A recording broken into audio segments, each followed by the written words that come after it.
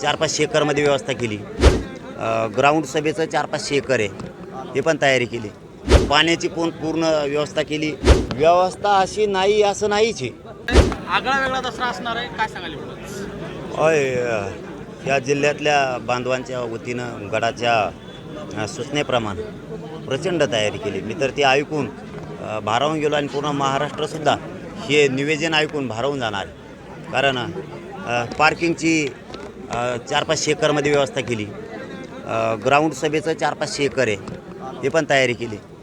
100 पोते 150 पोते साखर म्हणजे महाप्रसादासाठी लोकांची व्यवस्था केली। पाण्याची पण पूर्ण व्यवस्था केली। महिलांच्या टॉयलेटांची पण केली। कोणी काही आजारी पडू नये, वेळेवर काही अडचण येऊ नये म्हणून हॉस्पिटलची पण उभारणी केली। पाण्याच्या टँकरची व्यवस्था केली। व्यवस्था अशी नाही असं नाहीच आहे। जे राज्यातल्या कानाकोपऱ्यातून बांधव इकडं प्रचंड ताकदीने नाही, त्यांची पूर्ण व्यवस्था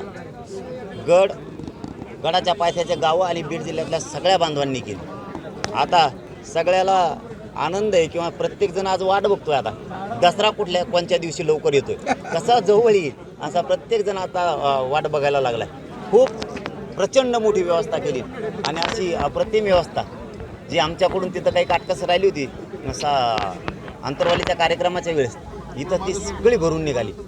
इथं किती लाखो लोक आले, त्याची पूर्णपणे त्यांची व्यवस्था पार्किंगपासून सगळी या गडाच्या पायथ्याच्या गावानं बीड जिल्ह्यानं आणि गडानं सगळी व्यवस्था केली। आता आम्ही ते जे व्यासपीठाचं प्रचंड मोठं व्यासपीठाची उभारणी आहे, त्याचं भूमिपूजन आता बाबाजींच्या हस्ते होतं आहे लगेच 2 मिनिटात।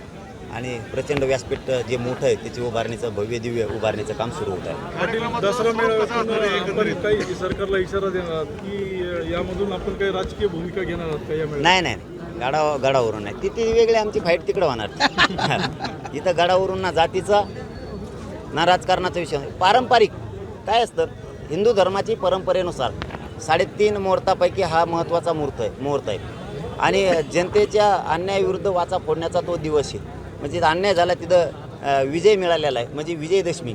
त्या दिवशी जो दुःख आहे जनतेला, दुःखाकडून सुखाकडं समृद्धीकडे जाण्याचा मार्ग संकल्प करणं, एकमेकाला भेटणं, आशीर्वाद देणं, शुभेच्छा एकमेकाच्या घेणं, एकमेकाशी संवाद करणं आणि सुख आणि दुःख जाणून घेणं, यासाठीचा हा सोहळा आहे। ते अप्रतिम ऐतिहासिक सोहळा होणार आहे, प्रचंड मोठा सोहळा होणार आणि या सोहळ्याचं प्रत्येकजण या राज्यातला कानाकोपऱ्यातला माणूस साक्षीदार होणार आहे। कानाकोपऱ्यातला आज पोरांनी माणसांनी मराठवाड्यातले जे नोकऱ्याला मुंबई पुण्याला गेलेले आहेत यांनी रजा टाकल्यात, कामगार येतीकडचा सगळा इकडे येणार आहे।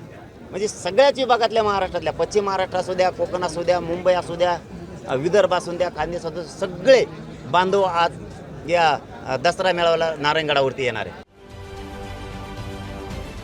महाराष्ट्रातील सर्व बातम्यांचे विश्वासार्ह व्यासपीठ, सकाळच्या सर्व सोशल मीडिया प्लॅटफॉर्मला लाईक, फॉलो आणि सबस्क्राईब करा। तसंच सर्व नोटिफिकेशनसाठी बेल आयकॉन प्रेस करायला विसरू नका।